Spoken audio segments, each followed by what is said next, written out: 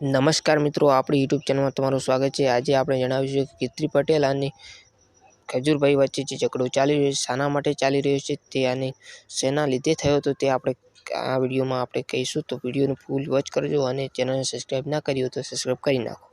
માહિતી આપ્યા પહેલાં આ તમે એક ક્લિપ જોઈ લો જે હાસ્ય કલાકાર કવિરાજ શું કહે છે। હમણાં ઇન્સ્ટાગ્રામમાં એક કૂતરી હડકાઈ થઈ છે, બહુ રાયડું નાખે છે, ખજૂર આમ છે, ખજૂર તેમ છે, આવું બોલે છે। હવે કૂતરીને શું ખબર હોય ખજૂરભાઈ શું છે? ઝૂંપડપટ્ટીમાં જઈને પૂછો તો ખબર પડે ખજૂરભાઈ શું છે।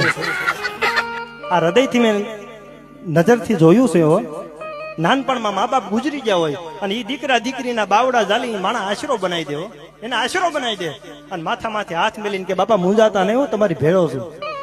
ખજૂરભાઈને તો વંદન કરું છું, પણ એની જનેતાને અહીંથી લાખ લાખ વંદન કરું છું।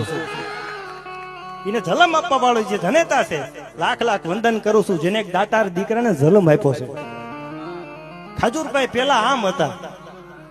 તમે જેસલ જાડેજાનો ઇતિહાસ ઉઘાડો, એને તો એવા એવા પાપ કર્યા હતા, તમે ગાથા વાંચો ને તો તમને એમ થાય કે આની કરતા આને આવા પાપ કર્યા છે। સાહેબ, હું બધાને કહું છું, માણસ પેલા શું હતો એને સામું નહીં જોતા, તમારી સામે અટાણે માણસ કેવો છે ને એના સામું જોજો યાર। એલો મિત્રો, જે આપણે ક્લિપ જોઈ એમાં ખજૂરભાઈના વખાણ કરવામાં આવે છે અને કીર્તિ પટેલના આ શબ્દ બોલવામાં આવે છે, પણ કેમ બોલવામાં આવે છે તે જણાવી દઈએ કે ખજૂરભાઈની બ્રાન્ડ ખોલી હતી તેલની, તેના વિશે કીર્તિ પટેલ આ શબ્દ બોલવામાં આવ્યા હતા અને એનો વિરોધ ચાલી રહ્યો છે, તેના પર આ ઝઘડો શરૂ થયો હતો।